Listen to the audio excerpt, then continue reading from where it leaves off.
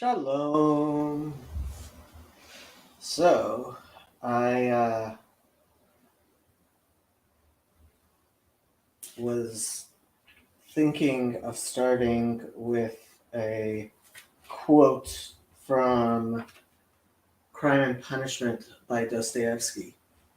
I have been planning this rant for a bit, and um, in the video today, uh, in Homeroom, Paul Vanderklay kind of uh, kind of indicated that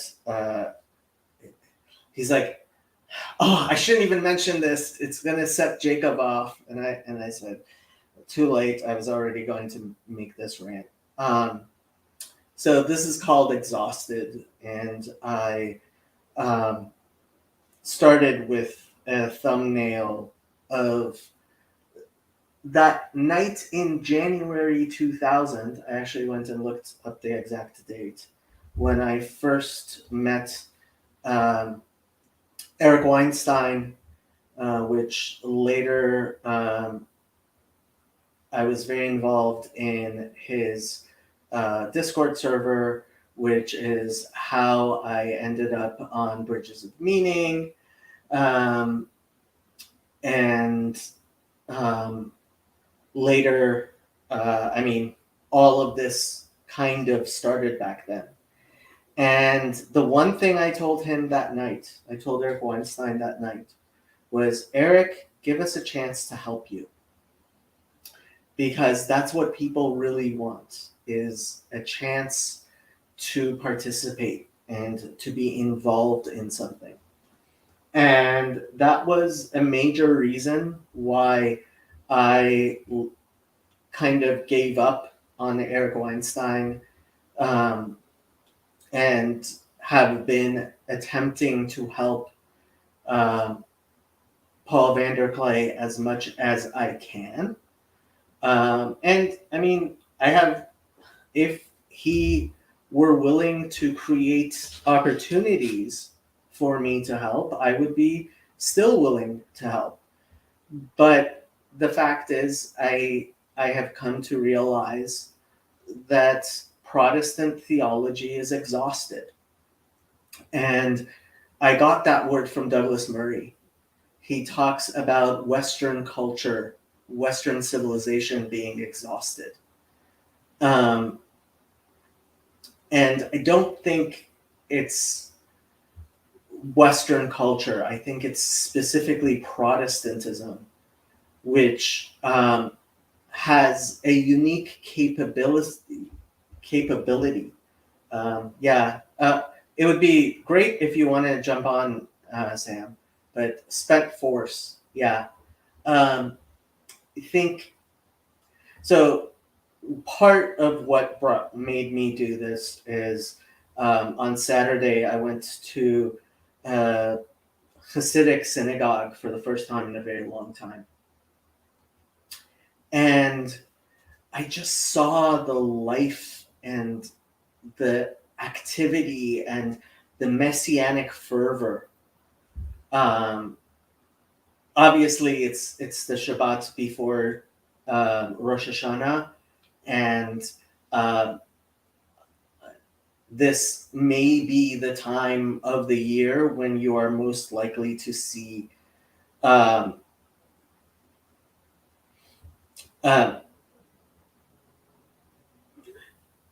actual fervor, but it was beautiful. It was beautiful. You saw people who were motivated by a desire to make God, this world, a dwelling place for God, in a way that, frankly, I think if you are a Christian, I think if you believe the Messiah has already come, you can't possibly actually have that fervor. I think that is what causes Christianity to be dead, is this idea that Jesus rules the world, the Messiah has come. Well, if this is what you, I mean, this is what makes it so crazy to a Jew. If this is the world of the Messiah, and you're going to accept that, then of course you're going to have no meaning in your life, and you're not going to be able to work towards with any urgency and like courage and boldness towards um, the realization of God's kingdom on earth as it is in heaven. Um,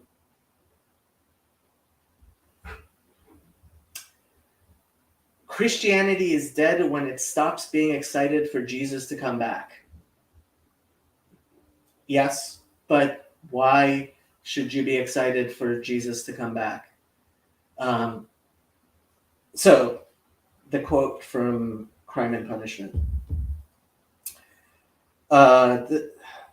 So Raskolnikov, spoiler alert, he killed somebody, and he's talking to Sonia, who about the fact that he killed somebody. Raskolnikov, you see yourself that it's all wrong, but I have told you the honest truth. Sonia, what kind of truth is that, oh God? I only killed a louse, Sonia, a useless, vile, pernicious louse. A human being, a louse? Of course I know she wasn't a louse, he answered with a strange look. But I'm not telling the truth, Sonia, he added. It is a long time since I have told or known the truth. This was all wrong. Your judgment is sound there. There were quite different reasons.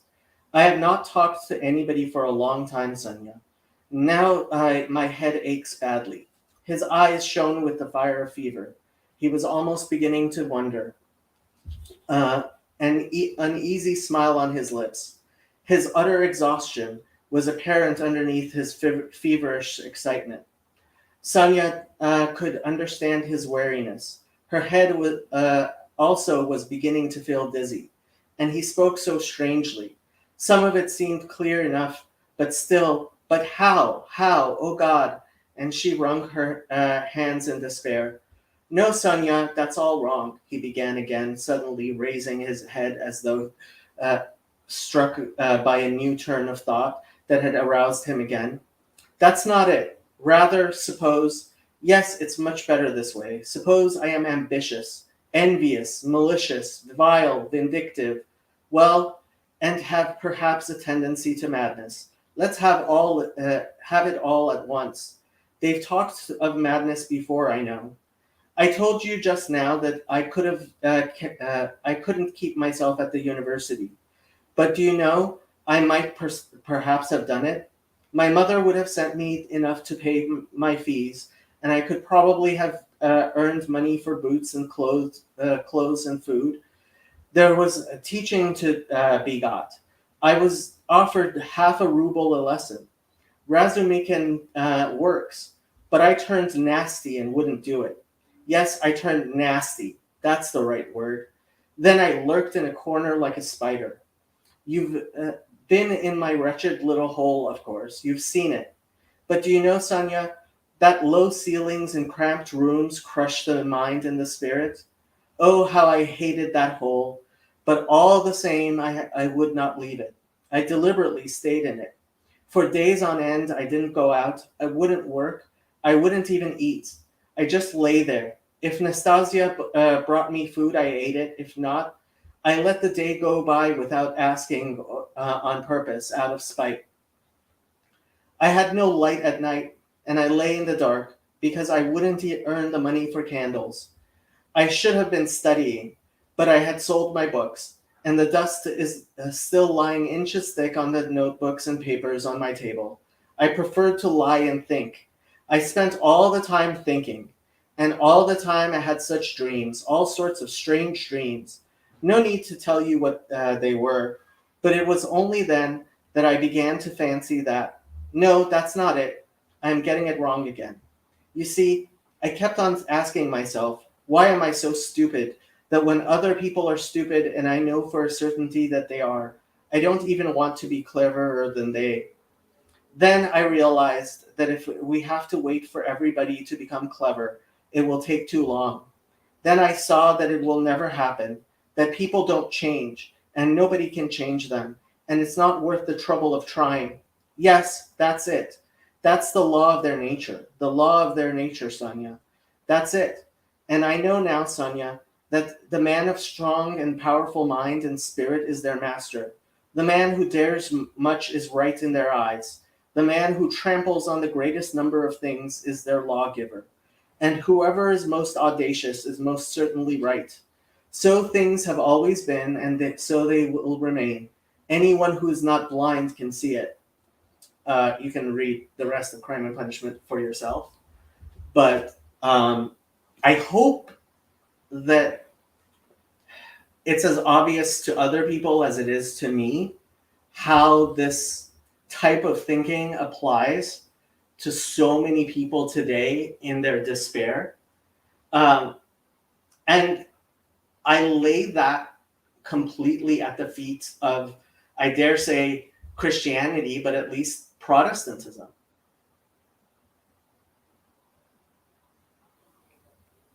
So Dostoevsky's writing about Protestantism. Dostoevsky, in Russia. Well, it might be Christianity as a whole.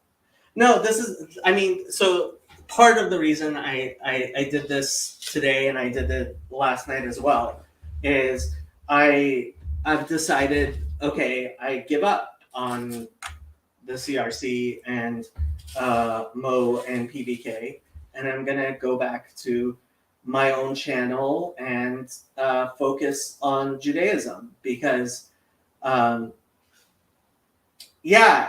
like the Jerusalem conference looks like it's going to be a nice tiny thing, just like Chicago was, and just like Chino was, and just like Thunder Bay was, and people seem to like it that way. They don't want something bigger. They don't want to have a larger impact.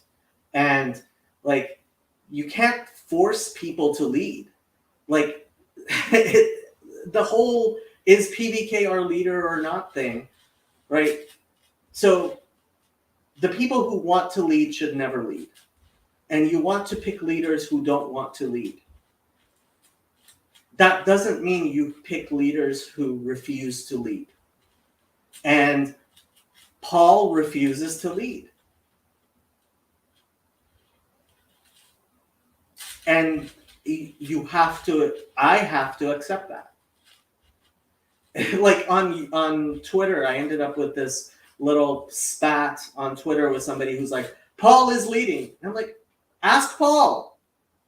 And when Paul Vanderklay, like, ask him, are you the leader? He will say no.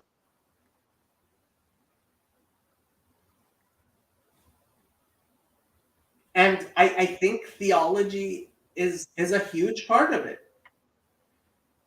But how would we make these events bigger, so to speak?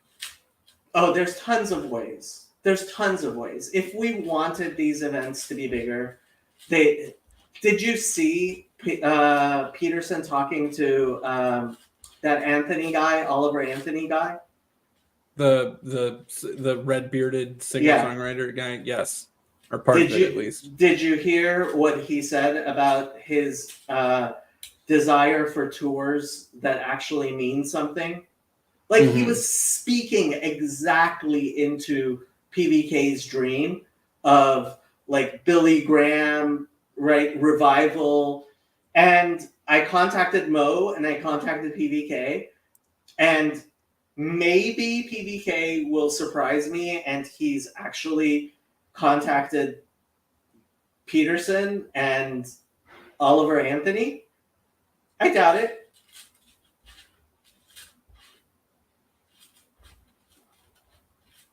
I mean, Jerusalem would be very, very nice and big if Oliver Anthony announced he was coming.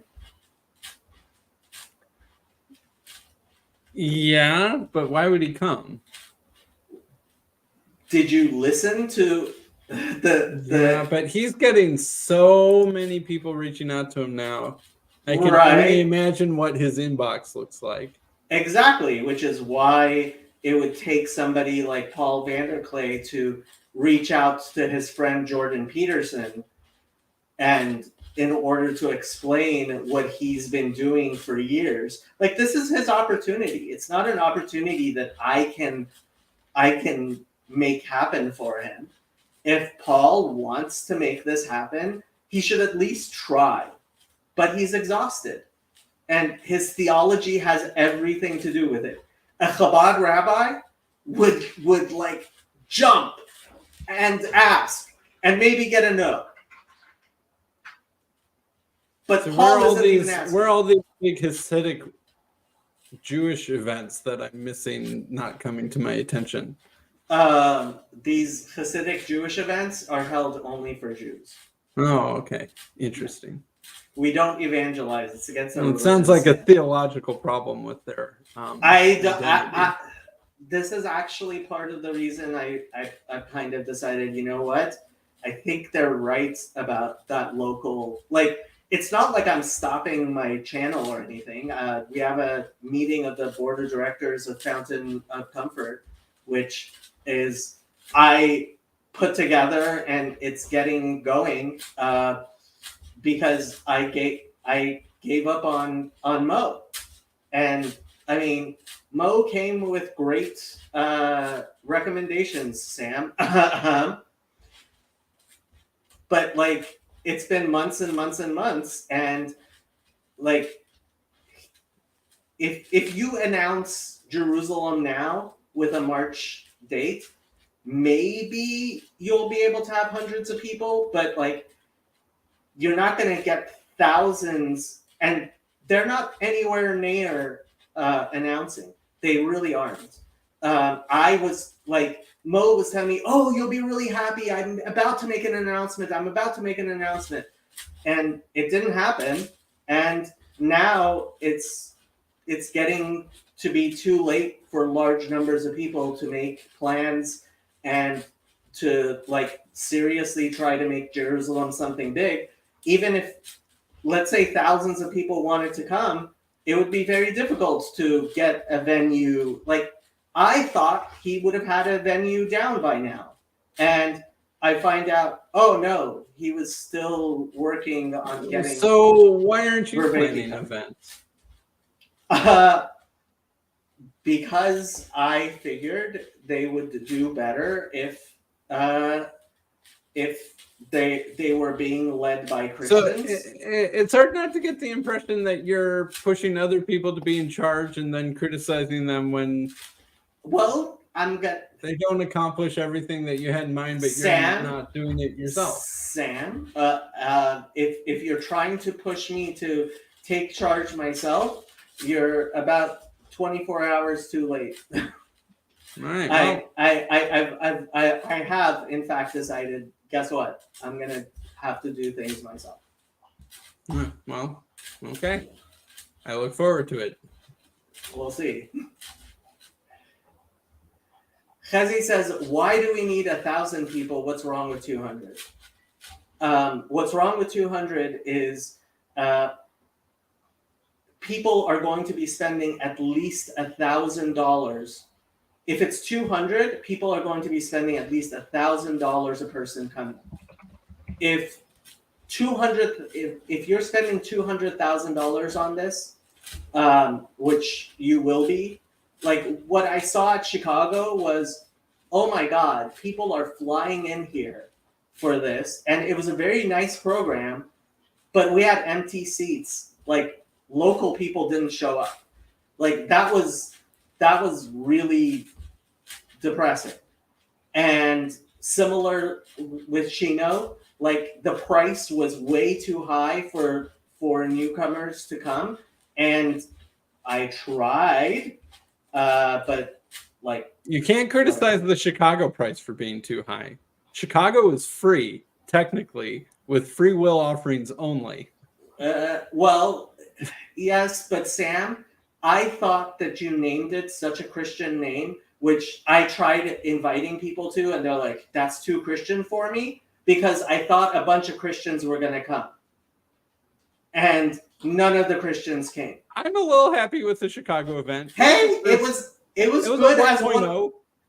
as 1.0. It was great, but It was a proof of concept event. Yeah. But we've had how many events since then? And we're going to have how many events? And if these events are going to, and people have actually said, "Oh no, if you make it big, you're going to ruin it. Keep it small. Keep it small." Like how many people were at Chino? I wasn't there. 200. Yeah, so not a ton bigger than Chicago. It was held in Chino. If we had held it in Los Angeles, there would have been 1,000 people here. Isn't Chino like right next to Los Angeles? Yeah, how many people didn't go to Chino because it was in only Chino? a 2-hour drive. It's a 2-hour drive. I thought it was even closer than that. I thought during traffic, it's a 2-hour drive. Without everything's traffic, a 2-hour drive in LA during traffic. No, everything's half an hour. Like if we held it where any of the places, like I tried to get them to hold it, people would have come. Lots and lots more people would have come. And frankly, if they actually announced Jerusalem anytime soon, which I don't see them happening. Yeah, Antonio and his wife came. Satisfied customers. I don't see the problem.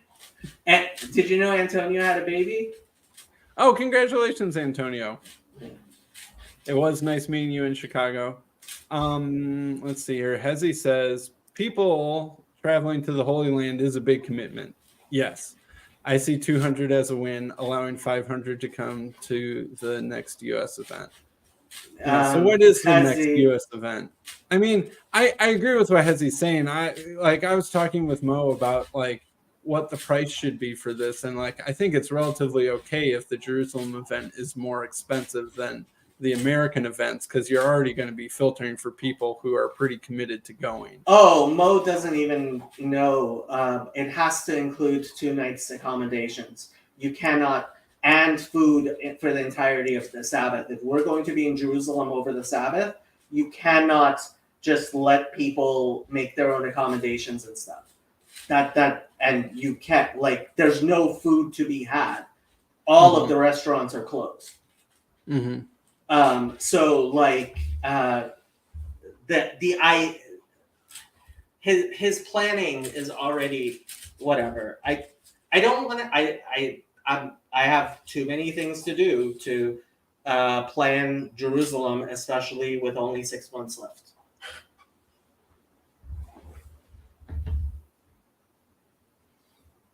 So how else are you doing? Why did you have Eric Weinstein as your? That was a picture of that was a picture I took with Eric back in January of 2000, and I was explaining my beginning because I'm gonna make some changes now. My channel's gonna become far more focused on Judaism, and I'm gonna kick some people off my StreamYard account. I'm going to fight you on that one. What do you mean? You're going to fight me? I will use whatever tools are at my disposal. I need to figure out what those are, but I'm going to fight you on that one. Your tools are to actually pay for your own account, Mr. Titterman. No, I do not want to do that. It's not that expensive. I know. It's just another thing on the bill. Look, I've been trying to get Mo to like make it happen for like a year on the Joyful Mother of Children Foundation, but like it hasn't been happening. Jonathan, what do you? No, I think the remnants of the Joyful Mother of Children Foundation are on your wall behind you. They're nailed to the wall. It's been. It's over. You think it's over? I don't think it's over. I have hope, great hope, that God will inspire the Protestants to repentance, and they will also start believing in the coming of the Messiah. I think Andrew's right. I really don't think this is some club. I mean, minimum though to go to Israel is going to be like what, $2,000? Well, So At best. they moved it into March, so the tickets are going to be a lot more expensive than the date I had planned. So your round trip tickets are going to be like $2,000, and then That's before accommodation, eating. just for the weekend we would have to like spend at least $500 per person, probably more. And look, if you're having a large enough event and local people start coming, and it actually has an impact and something that's bigger than it might be worth all that money. But What are frankly, you gonna tell them? A bunch of Christians are coming to Jerusalem. I'm sure they're gonna be excited to show up. that hey, the secular, it's there. Look, there are all kinds of things you could do, including there are many Christians who would love to come to an event like this who are not aware of necessarily Paul Vanderklay and Jonathan Pajot and John Vervaeke. So then why would they like to go to an event like this? It could be an on-ramping event, Sam. It could. If you... So I'm going to the Lord So then of what's Spirits. the bait and the switch? If you're going to bait and switch evangelism, what's the bait? I'm not baiting and switching. All right. How do you get these people to show up to an event about Paul Vanderklay and Jonathan Pajot if they don't? The event isn't about Paul Vanderklay and okay, but Jonathan then what is it Pajot. about, and how do you reach those people who don't know about it yet? There are. My idea was that it should be about mental health and spirituality, which is something a lot of people are very involved, very interested in, and it could very well have been the way it was marketed. Like there are lots of ways you could have done this, but like it takes somebody who's actually bold and courageous and willing to take risks, which apparently is not anybody who is involved in the planning of this. So what should the next American event be about, and how would it attract these sorts of people? Lords of Spirits conference in Antiochian Village is completely sold out. Beyond completely sold out. Yeah, but that's because it's a popular podcast's annual gathering. That's like a relatively clear thing. It's a higher volume of people who watch that than watch. No, that's not true. It's a podcast convention. It's not. Hold on, Sam. Yes. More people listen to Lord of Spirits than listen to Vervaeke. Yes, I think so. That's not true. I think so. I think look up the numbers. Look up the numbers. How do I look up their numbers? They're a podcast just like yours. Yeah, but I can't how do I look up their downloads or something on Spotify? How do I even do that? You guys bigger, I'll look it up. All right, thanks. I think that Lord of Spirits is higher. I think Lord of Spirits is smaller than Jonathan Pajot and Vervaeke and Paul Vanderklay put together. That's obvious. Maybe all of them put together might be bigger than Lord of Spirits. You might be right. I think Pajot individually. But Lord of Spirits is also connected to a church in a very clear, straightforward way. Oh, that was another video I was gonna show during this rant. Was did you see Ready to Harvest's video on the Eastern Orthodox Church? No. He had a great line in there. God doesn't have any grandchildren. It was really good. Let me find it. Ready to Harvest.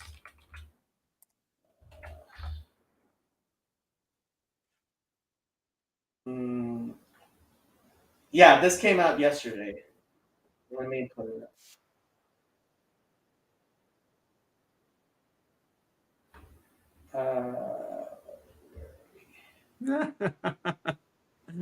Oh man, I got Google AI to summarize Lord of Spirits, or its summary of Lord of Spirits. The podcast is about the seen and unseen world in Orthodox Christian tradition, which is just like from the intro.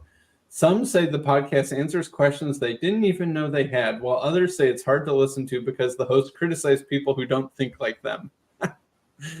Yes. In America is changing. The Protestant denominations known as the mainline have been declining for over half a century now. And in the meantime, non-denominational churches have appeared on the scene and quickly ascended. Catholics and evangelicals are more slowly becoming a smaller percentage in America as the number of people who don't claim any religion at all rises. But in the religious scene, it's easy to overlook one group of churches, a group that has not been as well known in the West as the Episcopalians, Baptists, and Pentecostals, despite being older than all of them. I'm speaking of the Eastern Orthodox churches. Don't confuse these churches with the Oriental Orthodox, like Coptic or Armenian churches, which I'll be discussing in another video. Who we're talking about includes the Greek Orthodox Archdiocese of America, Orthodox Church in America, and Antiochian Orthodox Christian Archdiocese of North America. The reason why the Orthodox are often overlooked in the discussion of American Christianity is that their numbers have historically been very low. When there's 25 religious groups larger than Orthodoxy in America, it makes sense why it's going to take some effort to get recognition.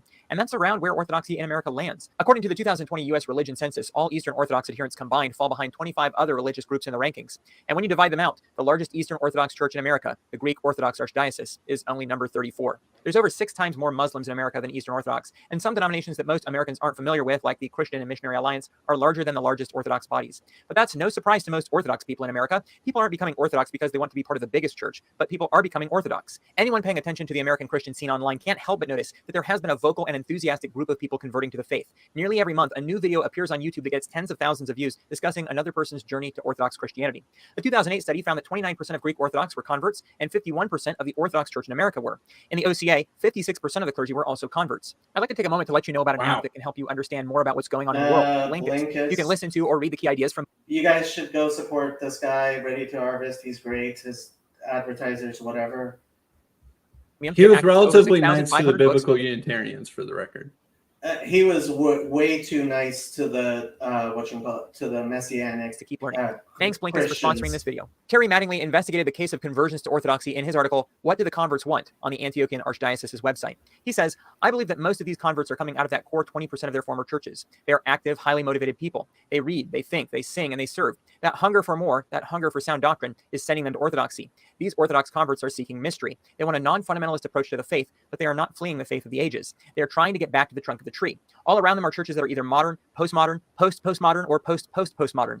The American converts are not looking for some kind of post-Vatican II carved-down liturgical experience. They have that all around them. They are not trying to cut the service down another 15 to 20 minutes so that more young people will hang around, as if that would work. Speaking as a journalist, I can tell you that the lively, growing Roman parishes are not the ones that have cut the Mass down to 45 minutes. You see, the people who want to worship want to worship. One of the trends in American journalism is to try to create newspapers for people who don't read. This seems to me to be somewhat contradictory. Similarly, there are many churches that are creating worship services for people who do not want to go to worship services. The Orthodox converts are not interested in those churches. Also, the converts want their children to be Orthodox. They are looking for churches that will offer their children a winsome living faith that they will want to follow. So if the Orthodox Church is seeing a steady stream of converts, although small right now, they're on the right path, right? Well, let's look at the numbers first, and then we can decide.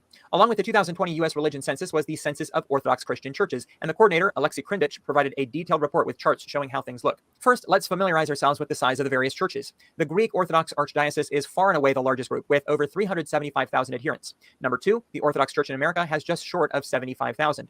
After the top 4, the numbers quickly fall off. What's interesting is the count of parishes. Despite a massive disparity in adherence, the Orthodox Church in America actually pushes out the Greek Orthodox to take the number 1 spot here with 559 parishes. So unsurprisingly, in Krindich's chart showing the number of adherents in a typical median church, we see that the churches under the Greek Archdiocese have 350, and the OCA is down at only 95. Note that the census also counted a couple small true Orthodox churches which are not in communion with the mainstream of Eastern Orthodoxy. With that background, let's look at how the last decade fared for Eastern Orthodoxy. In fact, the overall numbers show decline. From 2010 to 2020, the count of adherents dropped from 816,000 to 675,000, and regular attendees fell from 212,000 to 183,000. A bright spot is that the number of parishes did increase from 1,957 to 2,014. So where is the decline? All of the largest church bodies experienced it. The Greek Orthodox Archdiocese dropped by over 100,000 adherents. In absolute numbers, that number of people is actually larger than the entire size of any one of the other Orthodox groups. The OCA lost 12%, the Antiochian Church was down 5%, Serbians down 13%, and Rokor down 14%. There are some exceptions, however. The Macedonian Diocese saw an 11% increase, and the Bulgarians increased by 60%. So how is it that Orthodoxy has seen this decline, while at the same time they celebrate conversions and have an outsized presence in many online discussions of American Christianity? Let's revisit the last sentence from my quote of Mattingly's article. Excellent question. Also, the converts want their children to be Orthodox. They are looking for churches that will offer their children a winsome living faith that they will want to follow.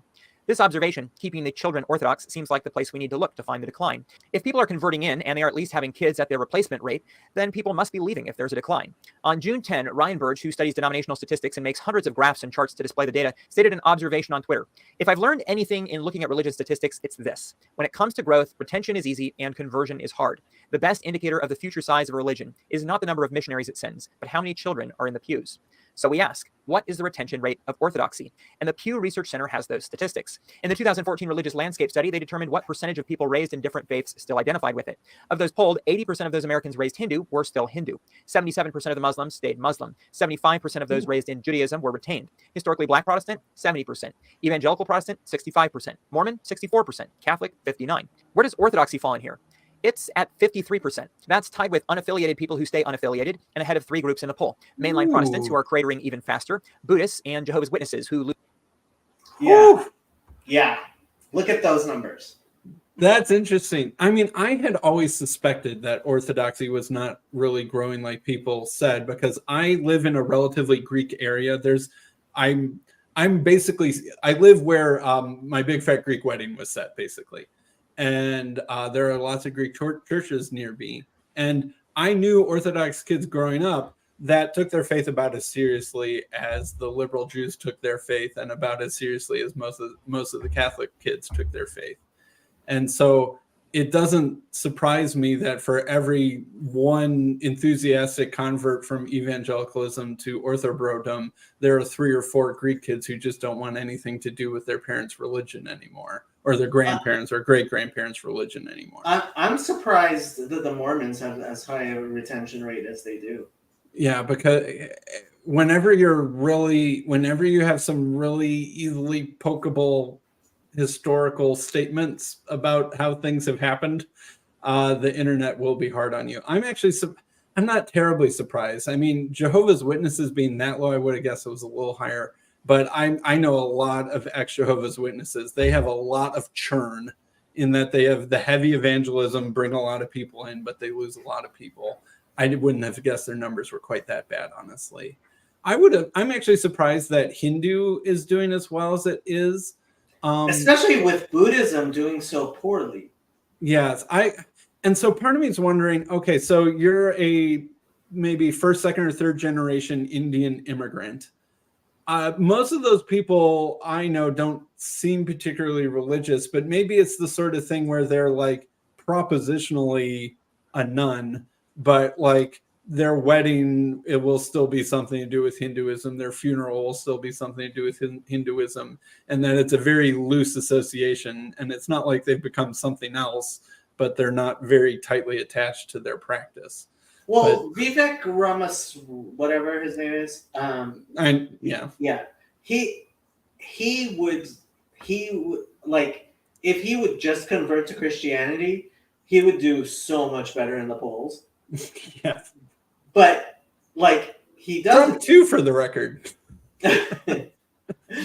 And I mean, Tulsi Gabbard at this also, like, her family is this weird Hindu, like.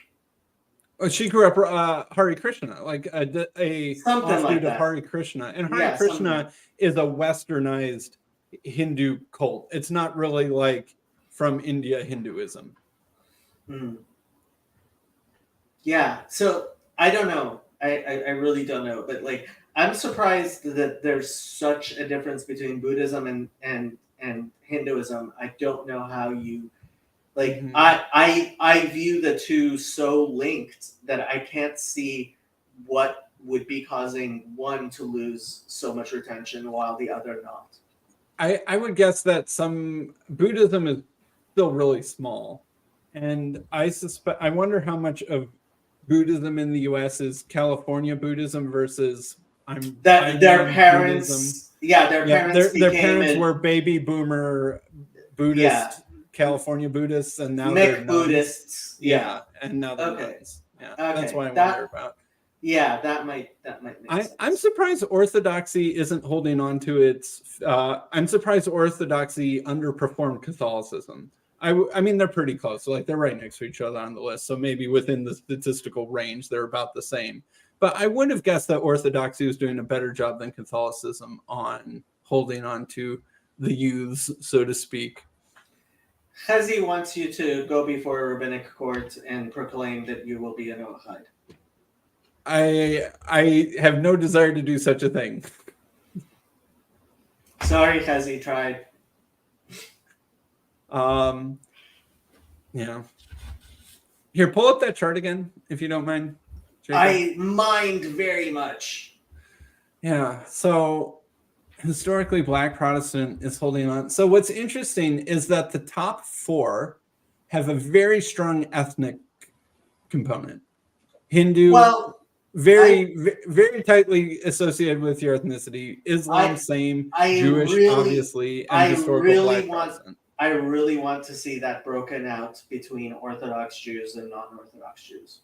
Well, even the like most mushy gushy Jews that I know, if you ask them on a survey what religion they are, they'll tell you they're Jewish. And so, I mean, it could be a very big difference in terms of practice and how many times they go to synagogue and stuff like that.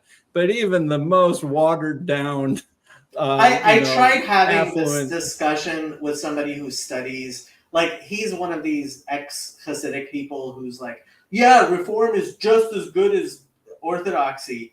And I tried, and he's a professor, like, he's an academic, studies this stuff, and I'm like, where are you getting this idea that there are 3rd generation, 4th generation Reform and conservative Jews? And he's like, oh, it's out there. But I still haven't found any evidence. Like, from well, what they just I might not show understand- up to any services basically ever, except maybe trying to get their kids to have a bar mitzvah. Reform and conservative are off-ramps on your way out of Judaism. That's what they are. Yeah, but I know people who are out of Judaism that will answer a survey and say they're Jewish. Okay. And so that's what I think is going on here. And another thing I wonder about the Orthodox Christians is, like, if I exclude people that I know from this little corner of the internet and just focus on like real life people that I know, I don't know anyone who's converted to Eastern Orthodoxy, but I know multiple people who grew up Eastern or Greek Orthodox and are now evangelicals. Like, maybe isn't Metaxas? Isn't Eric Metaxas? Yeah, that would sounds right. I mean, his name sounds plausibly Greek. I know 5 to 10 people in real life that grew up Greek Orthodox and are evangelical. And so I wonder how much evangelicalism steals from Orthodoxy. And whereas in this little corner, it's like, my goodness, Orthodoxy is cradle robbing the entire evangelical church, but I don't see any evidence of that in my actual flesh and blood real life. Yeah. Interesting chart. It was a very interesting video. I mean, Ready to Harvest does good work. He just does. If he grew a beard, he could sing folk songs and, you know, be super famous. Even if his folk songs sound basically like the Avett Brothers and not really like bluegrass music, but so it goes. The poor gingers. Why everybody, like, all gingers look alike? Everybody just like shovels them all together. They do kind of look alike, though. There was some ginger Indo-European warlord conqueror way back about 3,000 years ago whose genes keep popping up in the world. You know that during the Middle Ages, it was assumed that if you were ginger, you were Jewish. Interesting. My freshman year roommate was a ginger Jew. During the Middle Ages, like, any of the icons back then, like, the Jews were depicted as redheads, and that's, yeah, it was basically thought, oh, redhead is Jewish, which is funny. I don't think there's any link there. King David was a ginger, right? That is where it came from, yeah, apparently. So he's an Indo-European warlord descendant, is what I'm hearing. Sounds Okay. Somehow snuck his way onto the throne of Israel. Well, I mean, when it comes down to it, like, he wasn't of, like, yeah, He wasn't of great noble birth. Even his dad didn't really like him. Yep. Oh. So someone, how have you been, Sam? how have I been? I've been okay. I don't know how to get the Protestant YouTubers' attention. They don't. They see you and they decide to hide. Yes. So how do I prevent that from happening? You become a Trinitarian. Okay. Other options. You call them out on and ridicule them for their cowardice. Okay, so I pointed out that they're wrong and invited them to a nice conversation, and that doesn't seem to get their attention for some reason. Okay, so what I have been saying a lot, and I don't think any Christian can retort to, is that there is not a single Christian pastor in this entire country who is convinced that a majority of their congregants believes in a version of the Trinity that is not clearly heretical to their own beliefs. And so that's why they don't want to talk about the Trinity. Because first of all, they're not sure their own view is not heretical. Second, they all know that their congregants have some heretical view. And like this is So how do I get their attention? I agree with everything you just said. How do I get, say, Gavin Ortland to talk to me? Who's Gavin Ortland? Gavin Ortland. So Shouldn't you be doing homework, Andrew? You know, I just finished a quiz, so we are chilling. You are chilling. We are chilling.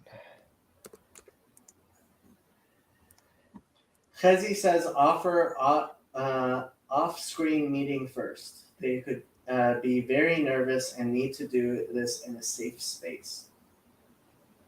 So Gavin Ortland, he's got 37,000 subs. He's a pastor at a Baptist church in California. Mm-hmm. He makes a lot of videos basically talking about how various Catholic things are wrong. Mm-hmm. Like, I object to the Immaculate Conception. I object to Mary's Assumption. These sorts of things. Why? And then, so what I did is I made a response video. He made a video about Rabbi Tovia Singer is wrong about the Trinity. And I made a response video to that. And so what I did in my video, so a lot of what Gavin Ortland does is he'll go through some, Catholic doctrine like the Assumption of Mary or purgatory or whatever, and show how it developed over time, and therefore how it's not originally apostolic and not to be treated as authoritative, and why you should believe the Protestant sola scriptura version instead. And so I made a video that kind of responded and looked at some of the arguments he made in that Tovia Singer video he put out about a month ago. And then I did what he did. I showed the development of the doctrine of the Trinity over time. I was like, there you go. And the same reason why you think that purgatory is a later development and shouldn't be believed in, the Trinity is a later development, shouldn't be believed in by your own methods. Also, I'd love to talk to you. And got an email response to him that was basically like, thanks, I'm busy. I appreciate the engagement with my work. Something like that. This seems really weird. The whole Protestant whatever contribution is like interreligious dialogue, Honestly, it seems really bad that the Protestants are stopping that. Hold on. The Protestant contribution is interreligious dialogue? Yeah, they certainly helped. I'm pretty sure we stopped killing each other after the 30 Years' War. Well, as far as I know, right now there's a war between Eastern Orthodox Christians killing each other in the Ukraine. So Yeah, because they're not sufficiently Protestant. oh, that's why they're not sufficiently Protestants.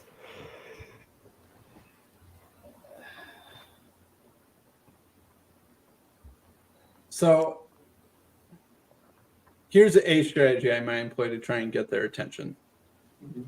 Gavin seems to be mostly, and like honestly, Gavin is very winsome and very kind and has good conversations. And I think I could have a really good conversation with him. And I like him for those sorts of reasons. He's not the You want to combative. platform a false teacher, Sam. I want to have a conversation. I want to get platformed by a false teacher, not platform a false teacher. He already has a platform.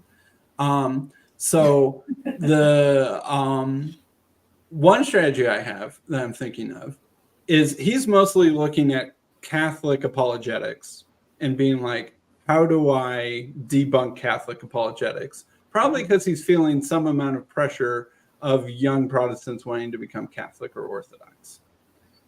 And so my new strategy, get on the Catholic channels that he likes Mm. and then be like, hey, Catholics, I have a peace offering for you. I can show how that in order to believe in the Trinity, you must believe in the development of doctrine and the authority of a church magisterium. Yeah, I think you would have a much easier time. So you and I Catholics can agree about that point. I go in the opposite direction and reject your church magisterium and the Trinity. You go in that direction, accept the church magisterium and the Trinity. Who's caught in the middle, who doesn't make any sense, is these Trinitarian Protestants. And then the Catholics start arguing about that, or start pushing that in terms of their Catholic apologetics. And then he's feeling apologetic pressure on that front. And then see how he responds to that. That sounds like it would work. My question How do I get is, on the Catholic channels? well, no, I actually think you would have an easier time getting on the Catholic channels. But Dale Tuggy has been doing this for much longer than you have. And I don't see much difference between your approaches. And my question is, like, if they're not talking to Dale Tuggy, I mean, I'm assuming he's approached these same guys. To be fair, Dale Tuggy is having a debate with James White in the spring. So that is, quote unquote, being platformed by the Trinitarian apologists, the Trinitarian Protestant apologists. So he's doing his thing, and he likes academic style debates better than I do because he's an academic. And I'm more on the winsome internet long form conversation thing. He's done, some of those, but that's not like his shtick nearly as much as it's mine. And I like Dale Tuggy. I'm not going to take anything away from Dale Tuggy. We talk on the phone somewhat regularly, and I think he's a great guy. And so I think that I have room to try and make a name for myself in this space that isn't the place that he concentrates. I mean, I would check with, I would just see what his approach has been with the people you're trying to talk to, and because I'm guessing people are more willing to talk to Tuggy than they are to you, and he has a much bigger audience than you do. On YouTube, that's not the case. I'm not sure what the size of his podcast audience is. But he certainly has better credentials than I do and that sort of thing. Like I said, I don't view myself as in any way really trying to compete with him, so I don't want to try and put him down. But I'm just trying to figure out what I can do. And if what you're saying is make them talk to Dale Tuggy, well, I can try and do that. No. I wasn't saying make them. I was saying you should talk, you should ask Dale Tuggy what the response was, what has worked, what hasn't. And I think that he would feel somewhat disappointed by the same problem that I'm facing. I don't know. He is writing, there is a book that's coming out sometime soon that's like a 4 views on the doctrine of the Trinity book. And one of the authors is Bo Branson. One of the authors is William Lane Craig.